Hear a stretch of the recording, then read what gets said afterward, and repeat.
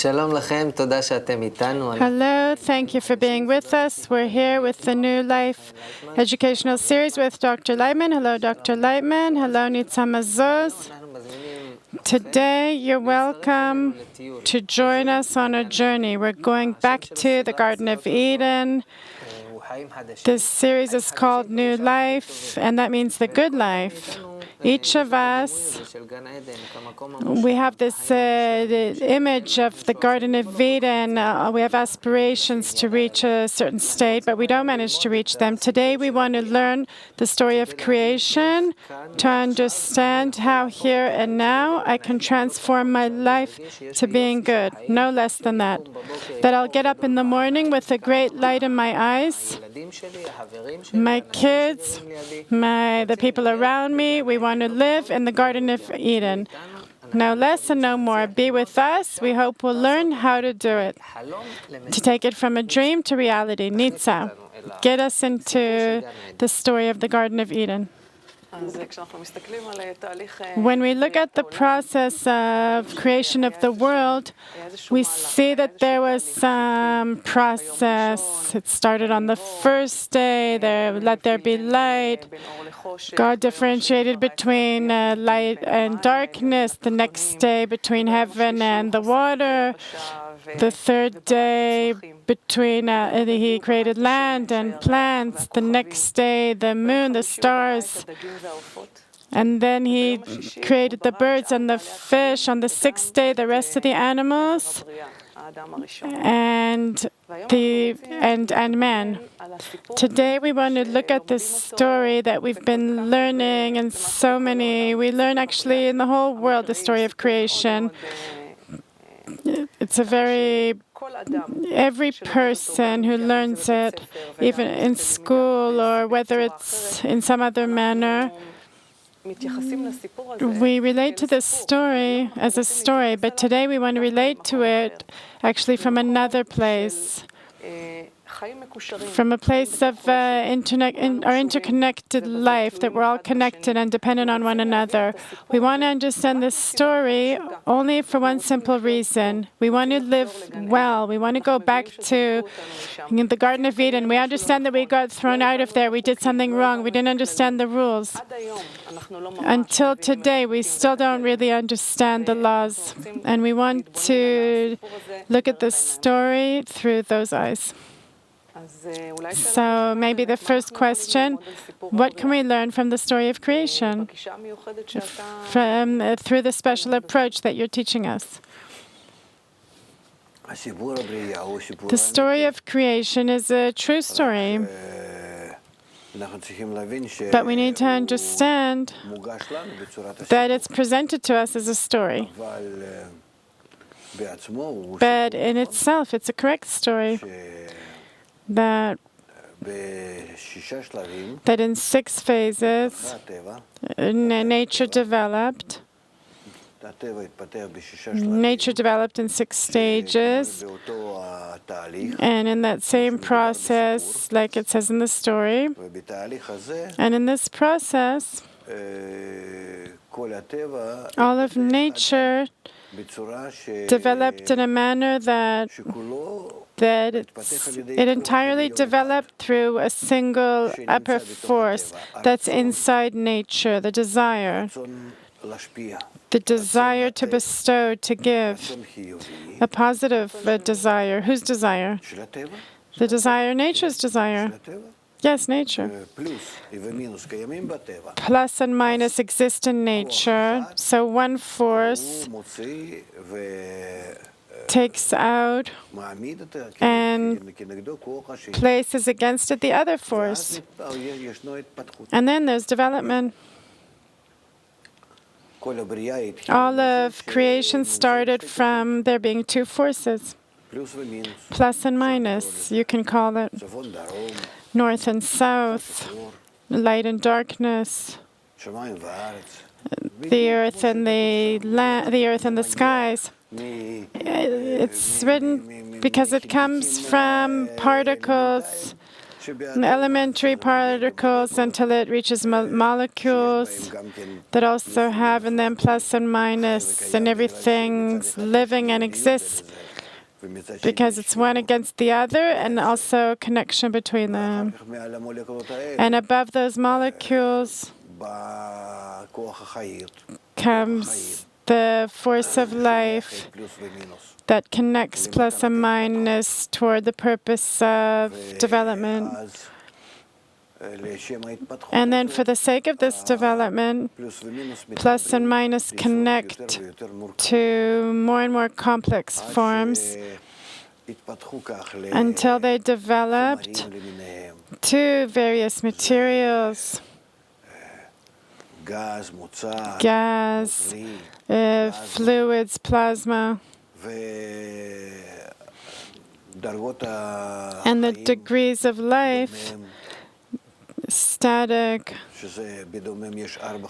that has 4 parts in it, different types of gas, solid gas, plasma, and then the floral that also has its own 4 degrees. And onward. Why 4? Because the combination between 2 is 4, plus and minus. When it comes together, it's 4. And afterward, at the animate level, and that's how everything developed, from macro and also in micro. And since it developed through one force, nature, therefore this system, when it developed in complete harmony. The development was equal to all directions because the general power closed everything together. So this situation where everything is perfect and complementing one another, completing one another, there's no more, there's no less, none on account of the other. What we feel today and think today and how we look at the world in general, the beginning of creation is one simple harmony, which is not simple. It fills complex bodies, but simple because they're all closed as one. They all exist as one. They're all dependent on one another. They all feel one another. They're all in one system. The only thing is that in this system, there is no part that feels itself that it exists in a special manner, and it has a special role in its life.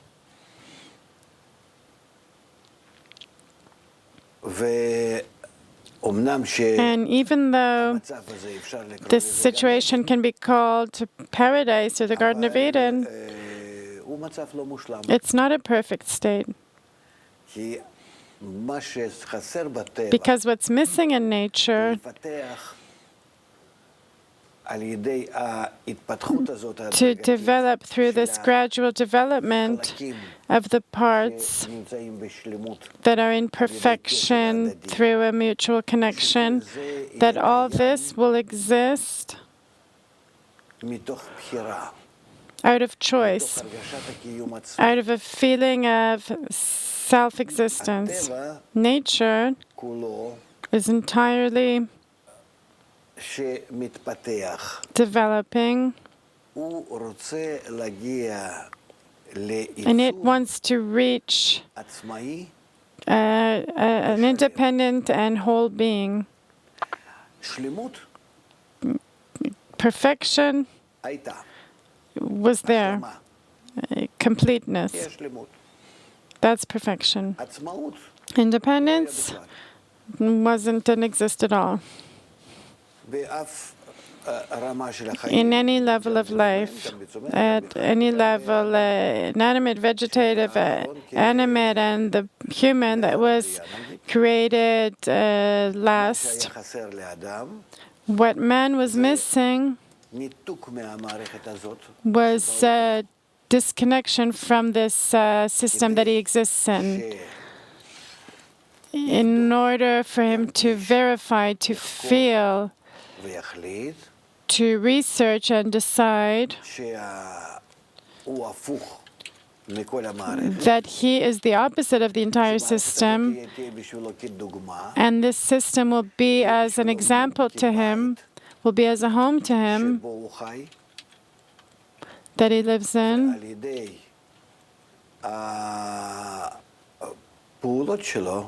and through his efforts he'll be able to receive from all of nature powers a plan,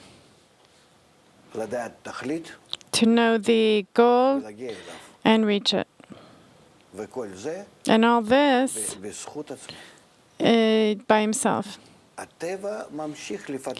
Nature continues to develop man toward that.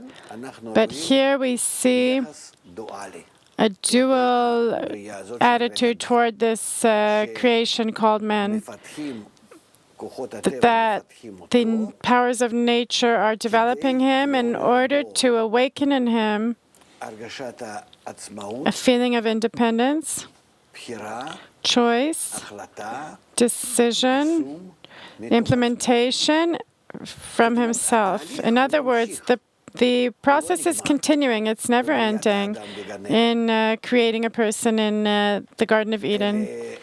But rather, the process is always continuing onward, and it's entirely directed toward a person having to reach development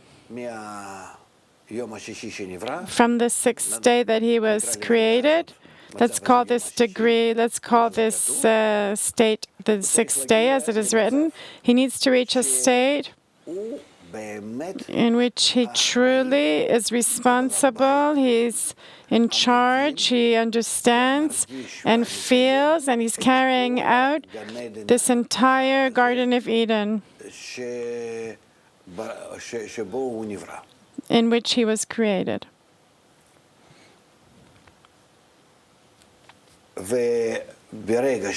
And the moment we reach this, in the development of man, creation reaches its goal. Reaches its goal and its implementation. This is how nature, this is what nature determines. And we see that the development did not stop at the sixth day, in this situation that's called the sixth day, but rather continued onward with man.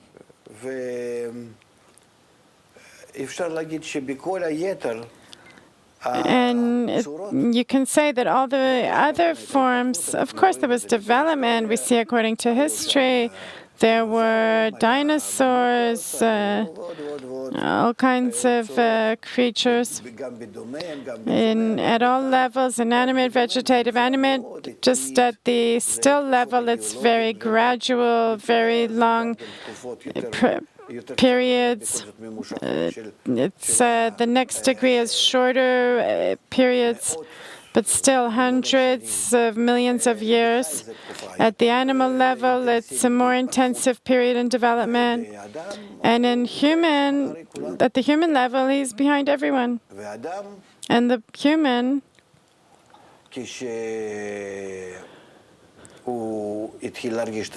when he began to feel himself as a person, as a human, what do you mean when he began to feel himself? When he began to feel himself as a person, meaning that we, according to the story, we're talking about forces through which nature is creating all its creatures. But development is gradual development from these two forces, plus and minus, or giving and receiving. Like in anything we have, that they're opposite to one another and connect to one another through this oppositeness. And the connection between them, in this and in this, they develop gradual development, and at the end of the day, live. When this development begins to receive inside it some kind of program of this integration of these forces, that they begin to develop inside them as vegetative and animate. And the same with man that began to develop. He came out of the monkey. He wasn't created like it says there in the story. But what do they want to say in that? That from these two forces, these two opposite forces, in this gradual development from the first day, second, third day, fourth, fifth, sixth, a person was also created. Just like all the steps before him.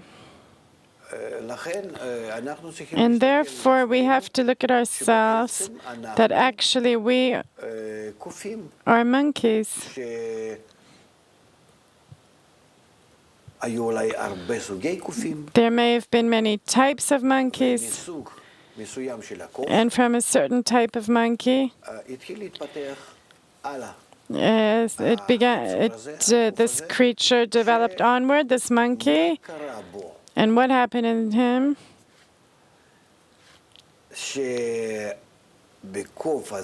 That in this monkey, and in general, in all of creation, in all the other creatures, began to develop a desire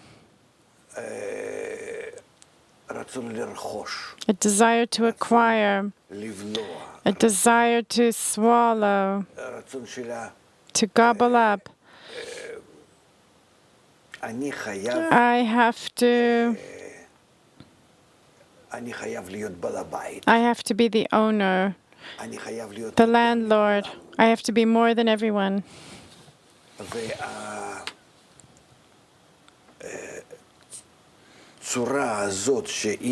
And this form that dressed in man is actually the form of man, meaning the monkey that received this additional desire actually began to be a person.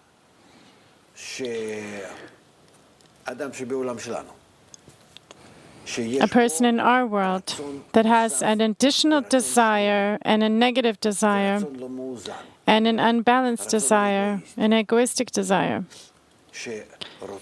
that wants to, at the end of the day, to not be managed by the force of nature, to be in balance with everyone, through the natural instinctive forces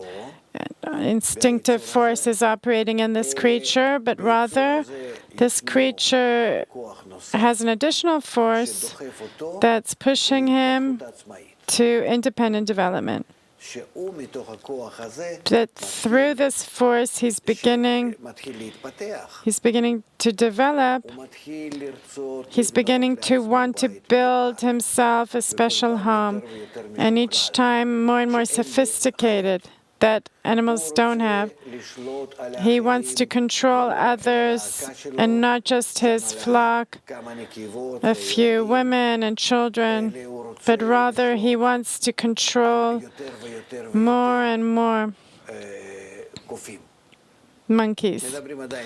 We're still talking as if it's the monkey developing. He wants to control a certain territory that's much larger than what he had previously when he was just a monkey. In other words, the desire, this negative desire that's developing now, it's not negative, it's actually the opposite. It's developing him. But first of all, it's demanding a lot more stress, power, ambition, fuel.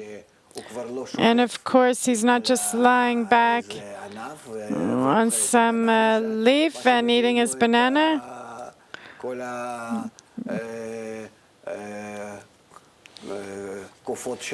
all his monkeys, female monkeys, are bringing him. But he feels that he's always missing something, lacking something. And this lacking is the force that develops him. He's not guilty of it. He himself apparently is shaping this development force inside him through nature. But still, we call this force of development that's developing in an unbalanced manner with the positive force inside this monkey, that same force precisely we call them human. It doesn't matter to us the external force of the monkey, that through this he receives an urge to use vessels, to use tools. He gets more of a brain. He suddenly discovers what fire is, how much it can be advantageous for him. He begins to know food that he didn't know before. Throughout time, he reaches a state where he doesn't only want to gather all kinds of fruit from the trees and to look for mushrooms, etc. He wants all his food to also be in his control. So he makes up agriculture.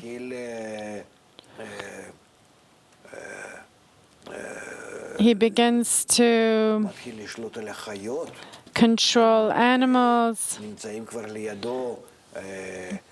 Next to him there's dogs and cows, sheep,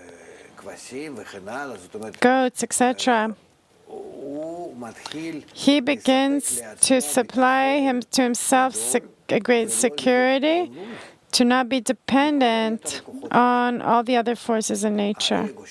His ego, this negative force that's developing him, is pushing him forward. The only problem is that along with that this force is not in balance with positive forces. And therefore, he's not in harmony with the general nature. He's not in harmony with other monkeys, with flocks, tribes that are suddenly developing, with nations. And up to this day, actually this monkey that developed and is called a man is managed by one force. And that same force is just directing him onward to develop. And the development, therefore, is always in a struggle and not in completion. He's not completing himself with the general nature. And of course, he's not completing himself with the species and other forces, with the inanimate, vegetative, animate, and the human species, that everyone's in a struggle. Everyone's in a struggle for survival, to control others, and this is how it is until this day. Can I ask something? Let's do a brief summary. What I understood, that you explained that force of nature that was in balance at first, there was plus and minus to the same extent, so there was balance. This balanced state was in all parts of nature. all degrees.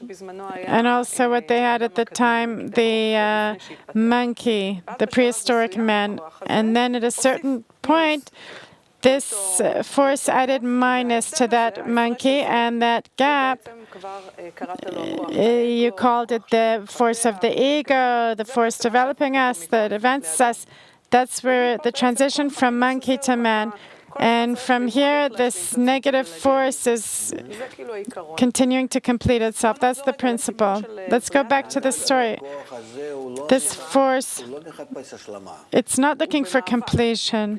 It's in a struggle. It's in a struggle only to control. It's in a struggle only to fill itself. The completion with nature, subconsciously,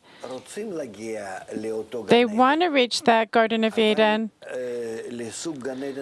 but another type of Garden of Eden, which is actually the opposite of the Garden of Eden.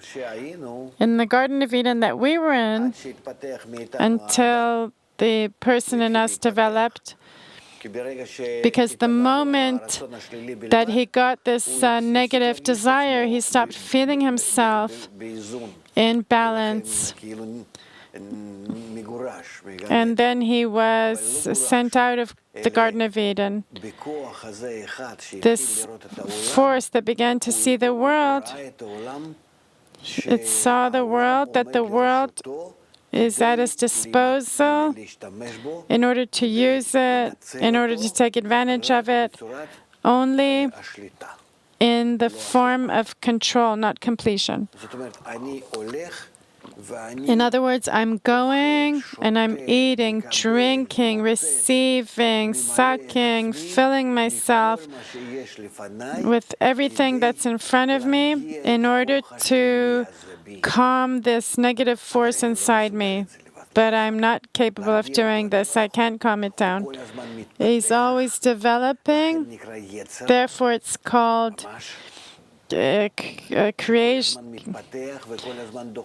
It's always developing and pushing me forward. That's why it's called an instinct, sorry. It's pushing me to fill it more and more with all kinds of, in all kinds of forms of filling. And I am never calm. And truly, it's not in a direction of completion like in the Garden of Eden, because I'm not yearning to balance this negative force with the positive force. In other words, this minus force is just going up higher and higher, and the gap is growing. That's the process, yes. There's a verse in Breshit that he says he created man in his like him, meaning a person is that same creation in his image, that man is includes in himself two forces that manage his body, an additional force above the monkey, above the body, that's the negative force. This force is not balanced. And this force is truly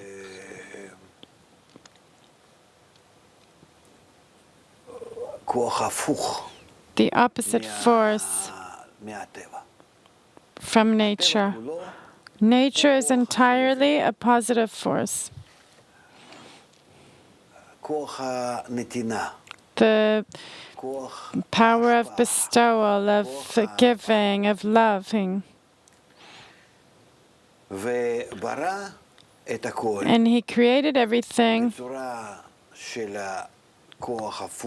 in the form of this negative and force, the positive and negative force that are in balance all together all the time, from the simple particles all the way up to man, to the first man. Let's say the first man, that it's still in this man.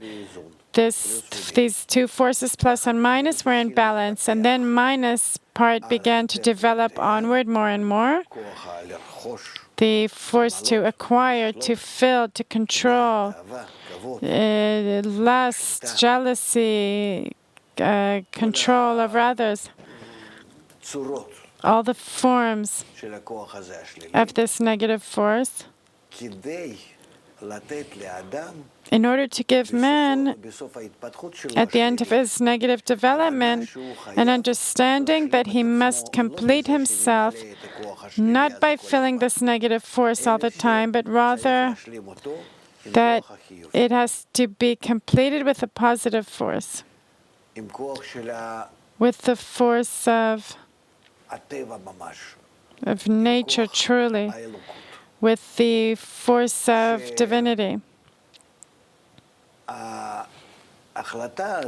This decision to complete himself with the positive force and bring himself to that same balance that exists in all forms of nature except man, this decision has to be from man himself and against the negative force that always wants to acquire more and more.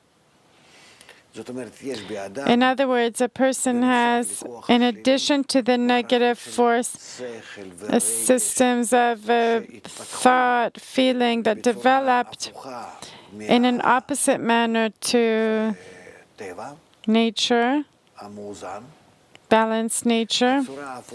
And this opposite force is called, in his image, in God's image, he created man, opposite. Shadow itself. And then man needs to complete himself. He needs to search how to complete himself. And this form he gradually reaches through the development of the negative force. And the negative force itself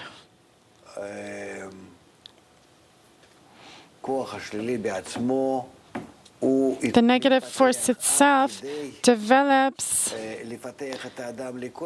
up to an extent that it develops man to all kinds of types of filling himself, but at the end of the day, a person gives up. He sees that in that he will never be happy. There's the aspect of filling a desire, and apart from that, in the state of filling, to enjoy the filling.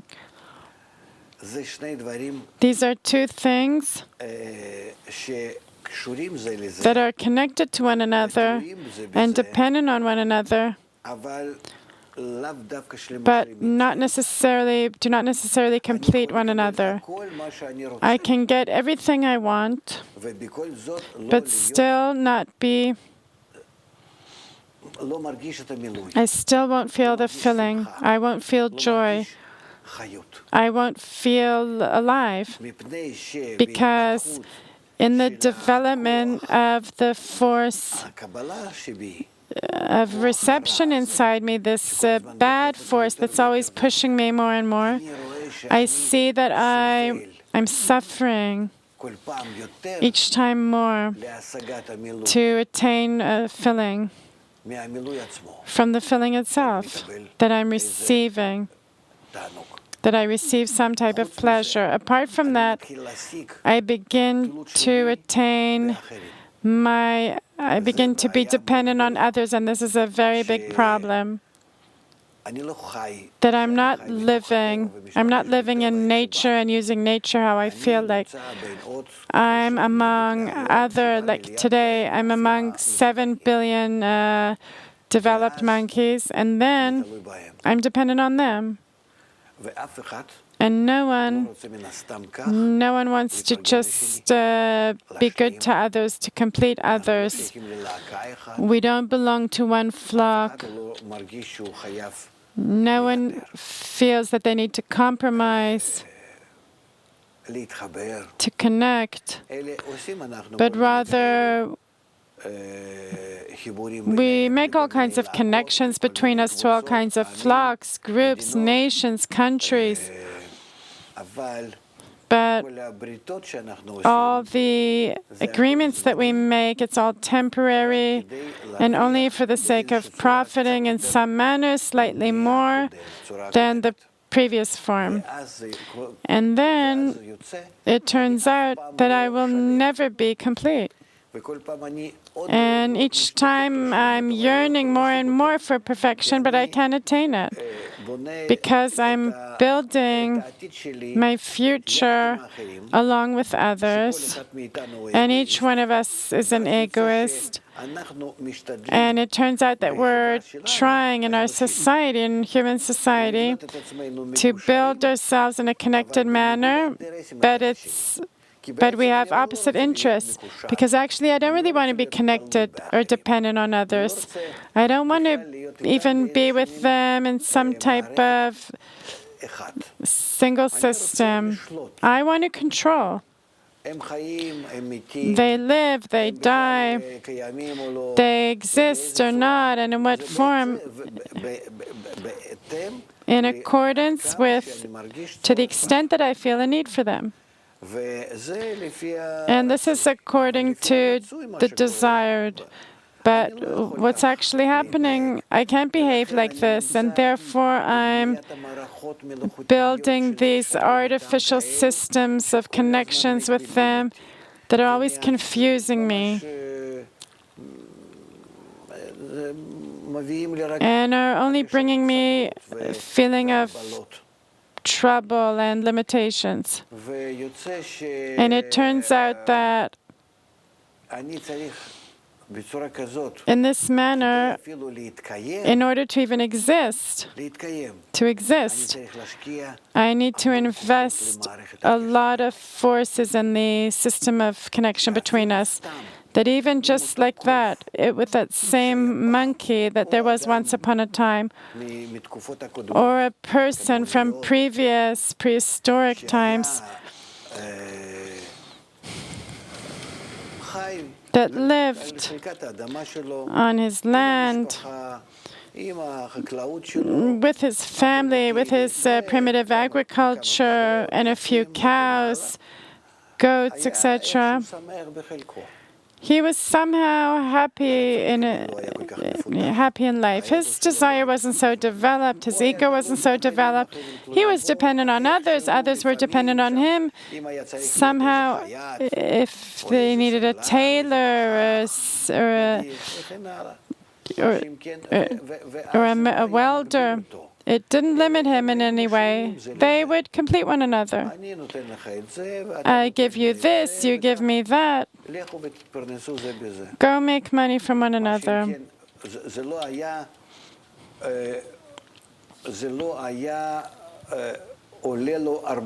It wouldn't take a lot of effort to be in systems, in such systems, to be in contact. Just the opposite.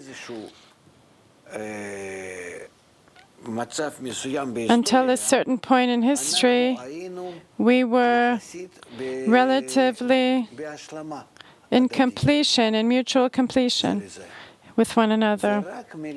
And it was only really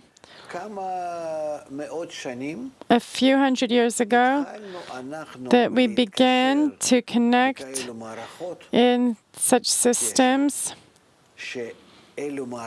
communication systems that are already apparently taking a lot of energy from us in order to be in some type of, to have some type of result, more or less, correct, that is correct for our existence.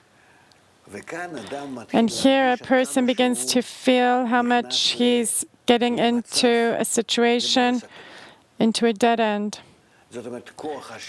In other words, this negative force, it reached the end of development, and it's showing us to what extent, by filling it, no matter how many systems we build, we'll always be missing. Attaining life, attaining our existence, compared to that farmer that's working on his piece of land, attaining existence now will cost us much more than life itself. I'd rather die than live, actually. And therefore, we've reached a situation that is the opposite of the Garden of Eden. That we exist, we don't know why. We're beginning to ask questions precisely about this single force, this negative force that's developing, because it doesn't know how to balance itself. And then we ask, what's the point of this life? What's happening here? And that's the situation humanity is in. Inside the system that you described, I want to go back to the story. We see that at a certain point, the system of forces that you described, the woman is added as well. In other words, as long as the description was of a person, and then there's a certain point where God says, let's make him a helpmate. It's not good for a man to be alone. Let's make him a helpmate. A person is balanced, and the force that takes him out of balance is a woman. And then it turns out that since then, there's two forces.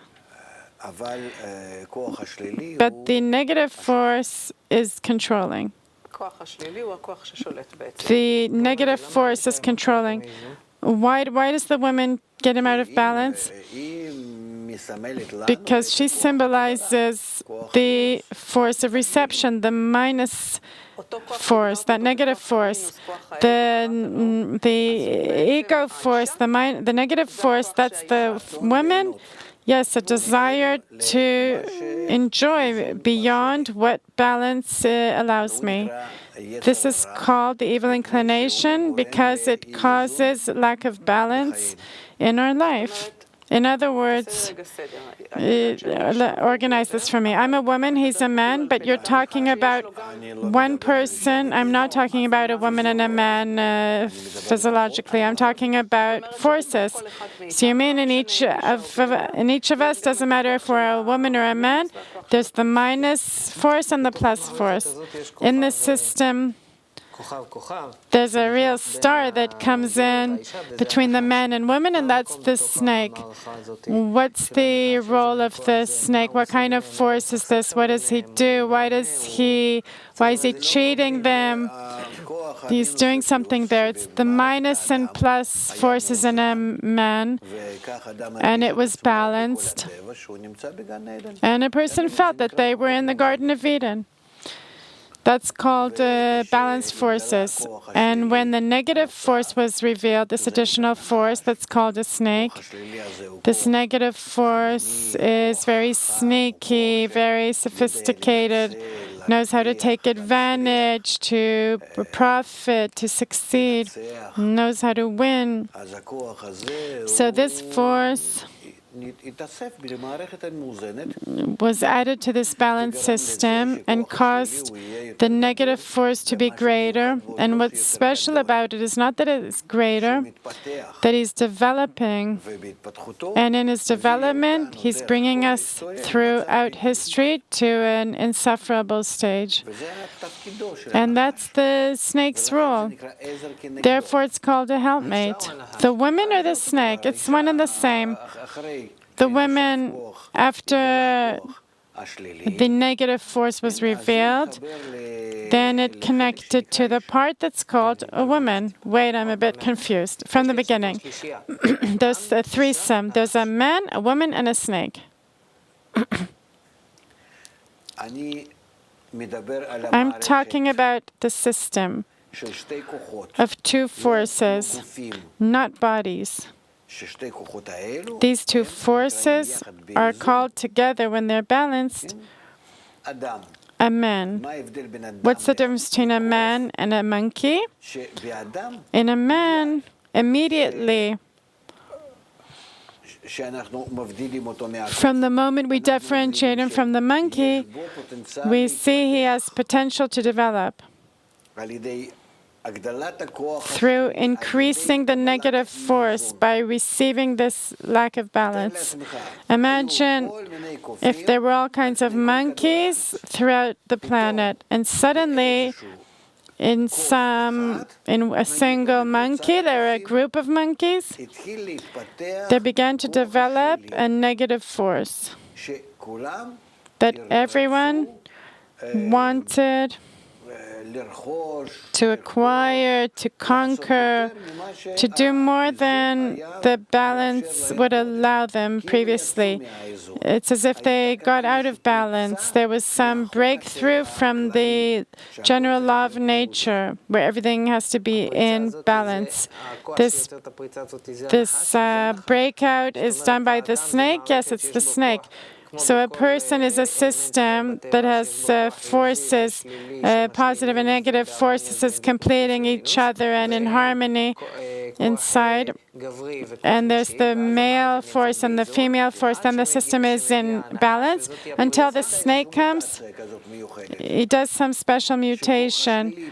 This negative force, when it began to develop, without any control, without any understanding or awareness.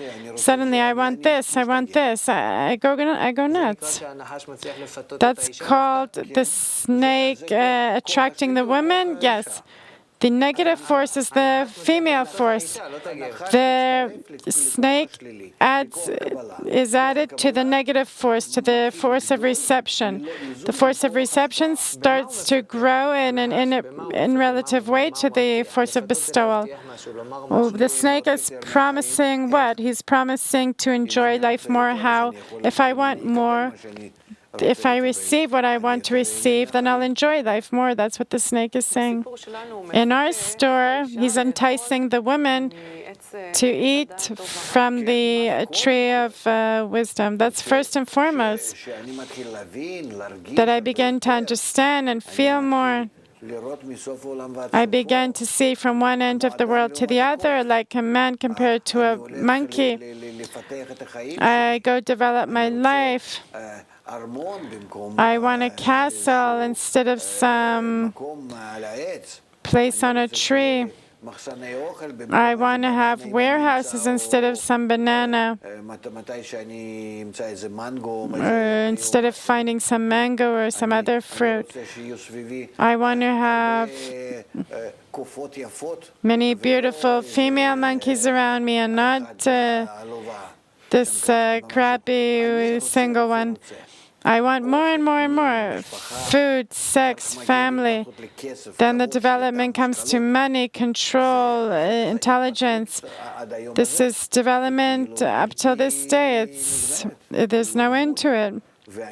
There's no limit. And I develop because I feel that I can have larger and larger desires, urges that are greater and greater, and to keep filling them. And then in these growing instincts and their filling, I'm a developing person. So on the one hand, there's this instinct that's the snake developing me. And on the other hand, there's you explained to us that you said the snake in me that's developing now, the left side, to acquire, to buy, to do something, is demanding from me the development of wisdom. In other words, how to acquire more, and that's why it's called Etzadat.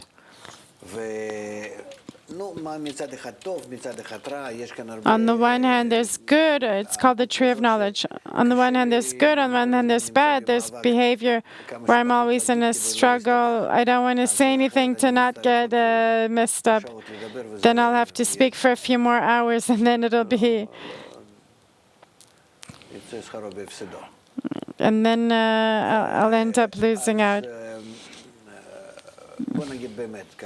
So let's say truly, that a person develops through the snake, that evil force, that poison we have inside us, until we discover that we must, because there's no choice. We understand there's no choice, we need to reach balance. And now we're in that situation that we're beginning to, all the wise ones in the world, all the smart ones that are smart at night, we don't understand, we don't know where we're developing, etc., but we're beginning to discover from all this bitterness of our life that we always wanted to reach the Garden of Eden.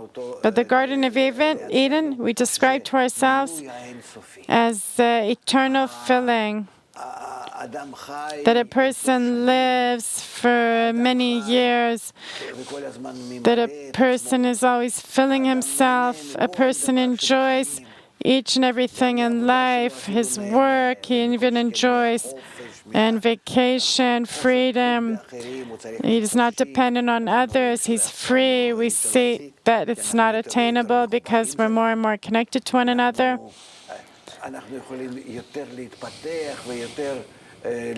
We can develop more and want more. We don't want to develop. We don't care.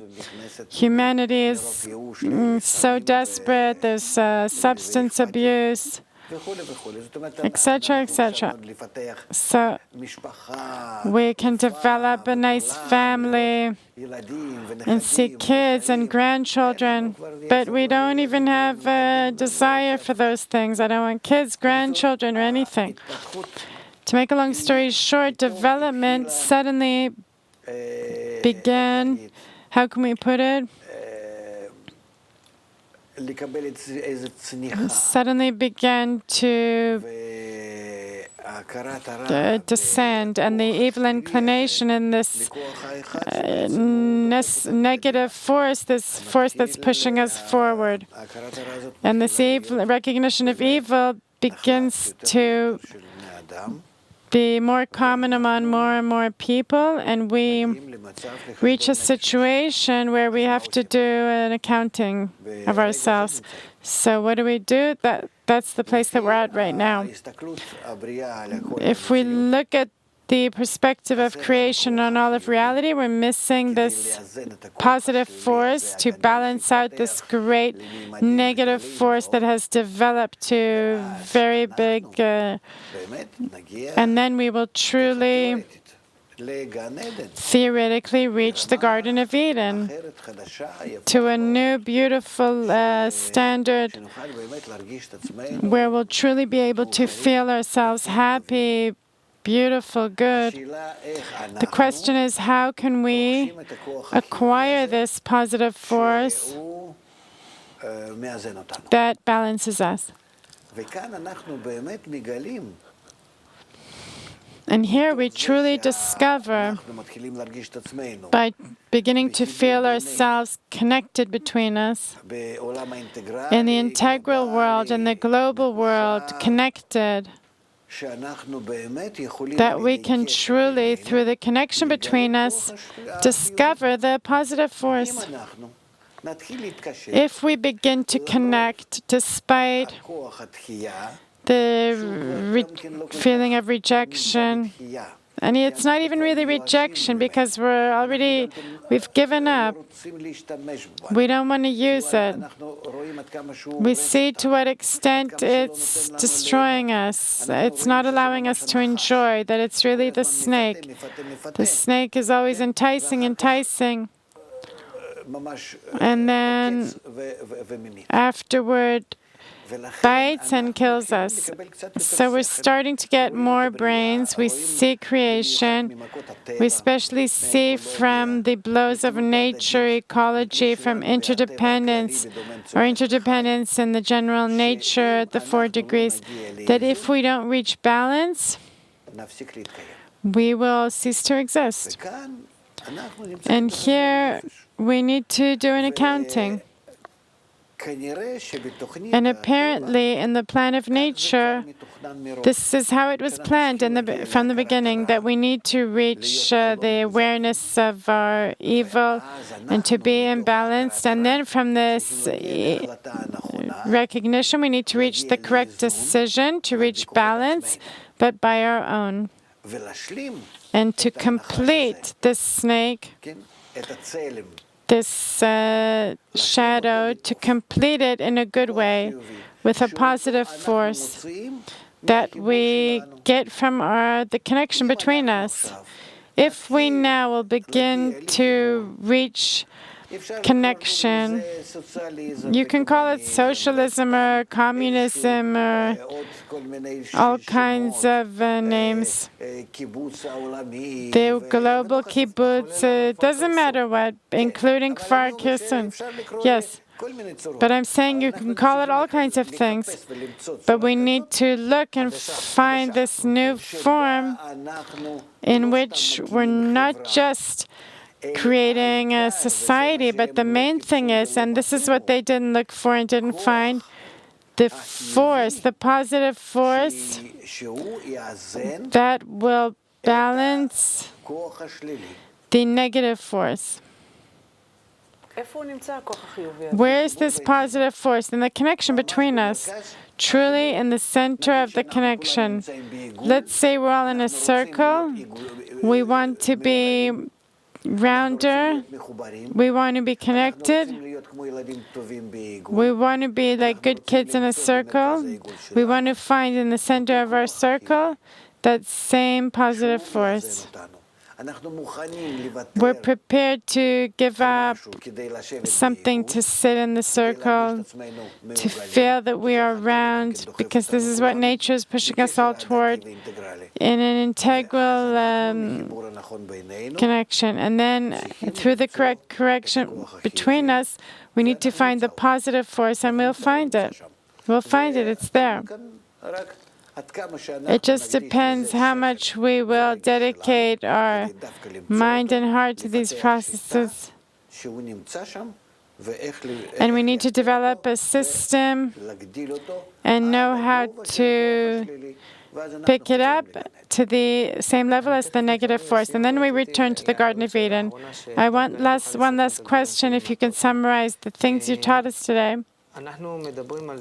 We're talking about the fact that our life, at the end of the day, comes down to connection, good connection between us or bad connection between us, which is actually the foundation. Like it either takes us to perfection or it either takes us to a place of separation. How can this insight of the Garden of Eden, being in the completion between us, connected to the model that you're presenting, a new model for society where we aspire to feel like one family? Many times I heard you say that the perfect, harmonious Garden of Eden life is perfection. Why the feeling that we're like one family is the Garden of Eden that we're dreaming about? Because in a family, we're all equal. In a family, there's no more or less. There's no sick and healthy. Everyone talks about the family as one body. Everyone feels complete interdependence, like in the integral system and the analog system. We see, like in the body, if there's something wrong with the body, it's called a disease, and then the whole body feels it. But we don't really feel in our brain and feelings, but the system is alive, it feels it. And therefore, family is at the degree of man. Man is an expression of the connected mutual system and mutual responsibility, in mutual love and completion. This is what we call it. We're beginning to discover that apart from that, in this completion, nature wants to lead us to a higher degree, not just to balance, Not for us just to be like monkeys that are organized in life, but rather will acquire a higher degree that is actually called a man, because the man that was back there was just the beginning of man. But the balanced man, balanced human being, the true man that found this completion, that he himself apparently built himself, in this he feels and understands all of nature completely. And in that, he's actually filling himself with the feeling of eternal filling. This is the Garden of Eden. Thank you very much, Rav Laitman. Thank you, Nitsa. Thank you for being with us. We're returning to the Garden of Eden. All the best, new life.